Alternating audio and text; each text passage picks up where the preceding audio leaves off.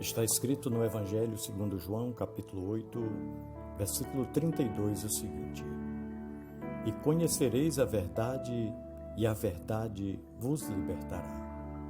No versículo 36, Jesus continua dizendo: Se, pois, o Filho vos libertar, verdadeiramente sereis livres. Conhecer a verdade. A verdade é a palavra, e a palavra é o próprio Deus, como se autodenomina-se no Evangelho de João, capítulo 1, versículo 1. Todo lar cristão deveria aprender sobre a importância de se manter um período devocional diário com Deus, para conhecer e, ao conhecer, se libertar de tantas coisas que tendem a impedir-nos de avançar. Nós precisamos, dentro de nossos lares, tanto de preceitos como de exemplos, para os nossos filhos, para que eles devam cultivar esse tempo à parte com o Senhor, e isso deve ser diariamente. Há algo poderoso por trás da prática devocional, mas eu preciso admitir que, mesmo aprendendo que todo cristão deva ter seu período devocional com Deus, quantas vezes eu também falho, quantas e quantas, no que diz respeito a este assunto. Falhei em períodos em que não estive tão intensamente envolvido com Deus e seu reino. Falhei também depois de estar bem comprometido com o Senhor e relativamente amadurecido.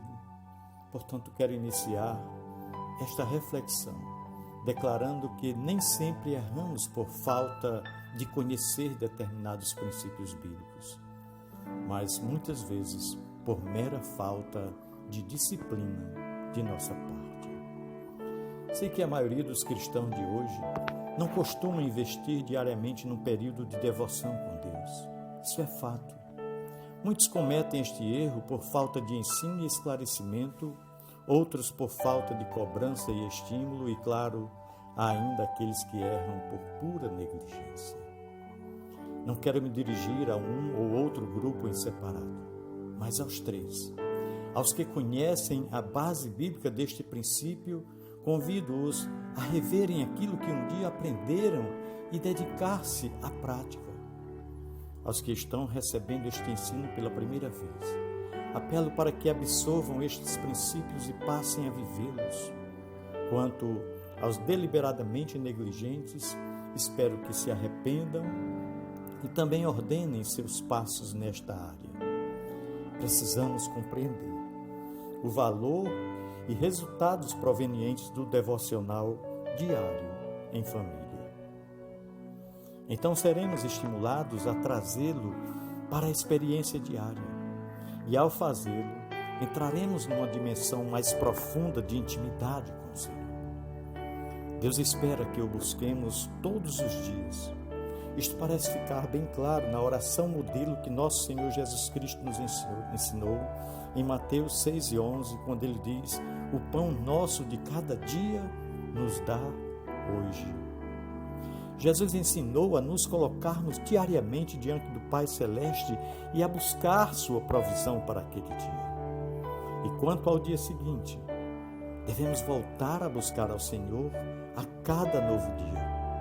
Nosso Senhor declarou em Mateus 6:34, Portanto, não vos inquieteis com o dia de amanhã, pois o amanhã trará os seus cuidados. Basta ao dia o seu próprio cuidado. Mesmo sendo ensinados a depender de Deus para a nossa provisão, o que percebemos é que o caminho bíblico proposto é ir a Ele em oração diariamente, e que as respostas divinas vêm em cotas diárias, não mais do que isto. Há uma relação entre este ensino do Senhor Jesus e o que ocorreu nos dias de Moisés quanto ao maná, o pão do céu. Depois que a nação de Israel deixou o Egito e saiu pelo deserto em direção a Canaã, viu-se em dificuldades para ter seu próprio alimento, uma vez que em viagem não tinham tempo nem condições para plantar e colher. Então começaram a murmurar contra Deus e contra Moisés, e o relato bíblico nos revela o que aconteceu.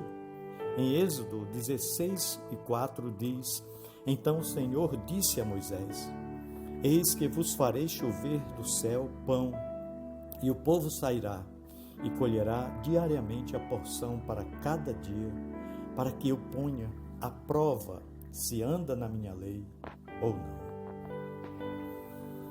A cada novo dia os israelitas tinham que se levantar em busca do pão. Deus queria que fosse exatamente assim. Êxodo 16, versículos 19 a 21 diz: Disse-lhes Moisés: Ninguém deixe para a manhã seguinte. Eles, porém, não deram ouvidos a Moisés e alguns deixaram do maná para o dia seguinte. Porém, deu bichos e cheirava mal, e Moisés se indignou contra eles. Colhiam-no, pois, manhã após manhã, cada um quanto podia comer, porque, em vindo o calor, se derretia. O que temos aqui não é só uma lição de dependência, mas principalmente os parâmetros divinos para a forma de seu povo de se relacionar com Ele. Parece-nos que era justamente isto que acontecia no Jardim do Éden, onde Deus visitava os seus filhos na viração do dia. O plano de Deus para nosso relacionamento com Ele envolve a busca diária. Mas temos uma inclinação a errar justamente aí. É só observar o que ocorreu com os israelitas do deserto. Mesmo sendo advertidos para não colher mais do que a porção diária do maná, alguns deles tentaram fazê-lo. Mas por quê? Por puro comodismo, para não precisar levantar cedo e ter o mesmo trabalho no dia seguinte. Uma vez que quando o sol se levantava, o maná derretia. Meu irmão, minha irmã, a humanidade vive procurando atalhos para todas as coisas. Como diminuir o serviço e tornar tudo mais cômodo, parece uma das áreas em que mais vemos progresso e avanços tecnológicos. A ideia é simplificar tudo o que for possível. As crianças de hoje só usam fraldas descartáveis. Temos o freezer, o micro-ondas, a embalagem longa-vida, o telefone celular e uma infinidade de outras coisas que foram inventadas em nome da praticidade. E não estou reclamando. Eu, como a maioria, gosto disso. Mas temos transportado esta ideia para o nosso relacionamento com Deus. E isso é terrível. Isso ocorre desde o início da humanidade. Os israelitas demonstraram estar dentro deste mesmo tipo de pensamento quando acharam que poderiam driblar a regra da busca diária. E nós também continuamos presos à mesma forma de pensar milhares de anos depois. Não há meios de se trabalhar com estoque no que diz respeito à presença de Deus. Não. Devemos buscá-lo a cada novo dia. O que experimentamos dele num dia não servirá para o dia seguinte. Este princípio aparece muito na simbologia bíblica. Através do profeta Jeremias, o Senhor repreendeu seu povo por não praticar um princípio essencial no relacionamento com Ele, o de reconhecê-lo como manancial de águas vivas. Em Jeremias 2, versículo 13, está escrito assim: Porque dois males cometeu o meu povo. A mim me deixaram o manancial de águas vivas e cavaram cisternas rotas que não retêm águas. Naqueles dias não havia água encanada e o povo dependia dos mananciais para a sua sobrevivência. Entretanto, tanto pela falta do manancial, como pelo comodismo de não precisar buscar água todos os dias, as pessoas passaram a usar cisternas. A cisterna era um reservatório de água de chuva e era muito prática, uma vez que evitava o trabalho de ter que ir diariamente atrás de uma fonte. Temos muitos exemplos bíblicos de pessoas indo aos poços para buscar água. Isto era algo comum a todos, razão pela qual Deus escolhe justamente essa figura para ilustrar a verdade espiritual que o seu povo necessitava ouvir e entender. Qualquer um de nós sabe que há uma diferença na qualidade da água proveniente da fonte e da água que vem do poço. Mas o que Deus está dizendo não é algo ligado à qualidade da água, mas ao fato de que, espiritualmente falando, as cisternas não funcionam. Deus chamou as cisternas que seu povo vinha cavando de cisternas rotas, que não podia reter as águas. Portanto, nesta comparação que o Senhor faz, a conclusão é única. Quem bebe da fonte tem a água, enquanto quem tenta a cisterna acaba ficando sem água. Muitos de nós achamos que é possível driblar o princípio da busca diária e tentamos encher nosso reservatório nos cultos. Há pessoas que durante toda a semana não oram nem leem a Bíblia, mas acham que um culto é suficiente para mantê-los abastecidos. Era exatamente disso que Deus falava, porque preferimos encher nossa cisterna em vez de ir diariamente à fonte, talvez por mero comodismo, mas o fato é que temos falhado numa área vital de nosso cristão camelo, que enche o tanque e aguenta 40 dias no deserto. Creio que esta seja uma área importantíssima a ser ordenada em nossas vidas. Não há nada que nos leve a estar mais próximos de Deus do que o relacionamento diário com Ele. Esta ideia de beber da fonte é usada por Deus em toda a Bíblia e penso que isto serve para cultivar em nós uma mentalidade correta de nosso relacionamento com Ele. Vejamos alguns textos. João capítulo 4, versículos 10, 13 e 14, diz que Jesus respondeu: se tivesses conhecido o dom de Deus e quem é o que te diz, dá-me de beber, tu lhe terias pedido e ele te haveria dado água viva. Replicou-lhe Jesus: todo o que beber desta água tornará a ter sede. Mas aquele que beber da água que eu lhe der, se fará nele uma fonte de água que jorra para a vida eterna. Em João 7, 37 e 38, diz: ora, no último dia, o dia da festa, Jesus pôs-se em pé e clamou, dizendo: se alguém tem sede, venha a mim e beba. Quem crê em mim, como diz a Escritura, do seu interior correrão rios de água viva. E em Apocalipse 7, versículo 11, diz: pois o cordeiro que se encontra no meio do trono os apacentará e os guiará para as fontes da água da vida, e Deus lhes enxugará dos olhos toda lágrima. Apocalipse 22, 17 diz: o Espírito e a noiva dizem, vem. Aquele que ouve, diga, vem. E aquele que tem sede, receba de graça da água da vida.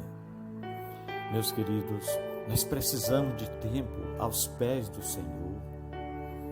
Muitas vezes estamos tentando agradar a Deus com o nosso trabalho, mas o mais importante para Ele é quando nos assentamos a seus pés. Nosso serviço é importante, porém estar com o Senhor, gastar tempo em sua presença é muito mais. Além de que, depois de um tempo de comunhão, o serviço se torna mais eficaz. Observe um episódio que Deus fez questão que fosse registrado para o nosso ensino. Encontra-se em Lucas capítulo 10, versículos 38 a 42. Ora, quando iam a caminho, entrou Jesus numa aldeia, e certa mulher, por nome Marta, o recebeu em sua casa. Tinha esta uma irmã chamada Maria, a qual, sentando-se aos pés do Senhor, ouvia a sua palavra. Marta, porém, Andava preocupada com muito serviço e, aproximando-se, disse: Senhor, não se te dá que minha irmã me tenha deixado servir sozinha? Diz-lhe, pois, que me ajude.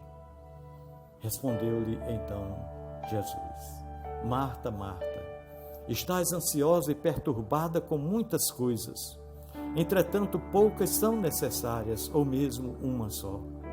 E Maria escolheu a melhor parte, a qual não lhe será tirada. Enquanto Marta corria, Maria estava aos pés do Senhor. Todos conhecemos a história, mas fazemos questão de permitir que ela continue se repetindo. Muitos de nós só conseguimos pensar nos compromissos diários, na agenda cheia, em como fazer tudo. Preocupamos-nos com coisas que não mereciam tanta atenção e deixamos que o urgente tome o lugar daquilo que de fato é importante. Sei muito bem do que estou falando, não só pelo convívio com outras pessoas, mas por mim mesmo. Por natureza, eu sou alguém agitado que não gosta de ficar parado. Se deixar, não paro um instante. Sou exatamente como Marta. Mas tenho aprendido que na vida com Deus as coisas são diferentes. Aprendi desde o início de minha caminhada cristã que a chave de tudo é o tempo investido em relacionamento com o Pai. E apesar de por temperamento ser uma pessoa mais parecida com Marta, por princípio bíblico tenho me esforçado para que meu comportamento se ajuste ao de Maria. Às vezes tenho as minhas recaídas, mas luto comigo mesmo, pois quero o melhor de Deus. Ninguém tem o direito de se desculpar dizendo: este é o meu jeito de ser. Não. Se Deus nos fizesse de modo diferente uns dos outros no que diz respeito a buscá-lo, estaria sendo injusto conosco. Estaria dando a um condições de agradar-lhe e a outro não. Mas isto não é mera questão de temperamento, e sim de comportamento. Precisamos aprender as prioridades corretas para crescer espiritualmente. Falta de tempo com Deus é o maior obstáculo ao crescimento do cristão. É muito comum nós errarmos nesse tópico. Contudo, as palavras de Jesus são muito contundentes. Poucas coisas são necessárias, ou mesmo uma só. O que ele estava dizendo a Marta, que de toda a nossa correria, poucas coisas são realmente uma necessidade. Muito do que julgamos ser necessário na vida não é. Agimos assim na administração de nossa agenda diária. Assimilamos muita coisa que poderia esperar como se o mundo fosse acabar em 2 dias. E o resultado não é só estresse, mas falta de poder espiritual. A presença de Deus é um refrigério e devemos cultivá-lo com dedicação. O Senhor Jesus declarou: poucas coisas são necessárias, ou mesmo uma só. Penso que com esta frase, ele, na verdade, estava dizendo: pode enxugar sua agenda, que a maioria de seus compromissos não são assim tão importantes. E se tiver que escolher uma única coisa para fazer, fique em minha presença. Era isso que o Senhor estava dizendo a Marta. Não estou dizendo que ninguém deva parar de trabalhar. Estou falando principalmente de coisas que não precisam necessariamente acontecer naquele momento. Por exemplo, muitos de nós precisamos assistir ao noticiário todos os dias. Será que precisamos mesmo? Muitos de nós precisamos nos divertir com um bom filme, mas será que não dá para dar um intervalo maior de dias entre um entretenimento e outro?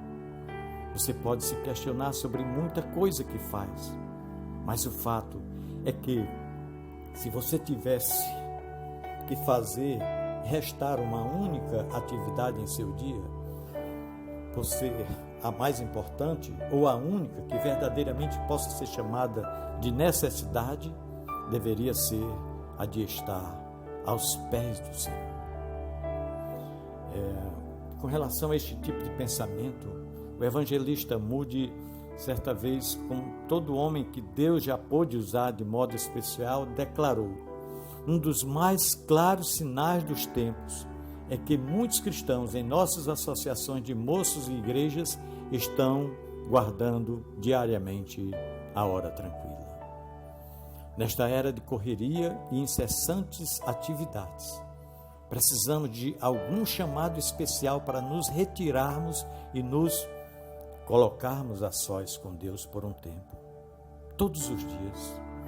Qualquer homem ou mulher que assim proceder não conseguirá passar mais que 24 horas longe de Deus. Podemos chamar esse momento devocional de a hora tranquila. Mesmo que nossa vida se resuma em muita correria, deve haver um momento quando consigamos desacelerar para estar a sós com Deus. Precisamos afiar o nosso machado. A falta de tempo com Deus impede-nos de servi-lo melhor. E atualmente até mesmo muitos ministérios estão sendo formados de maneira errada.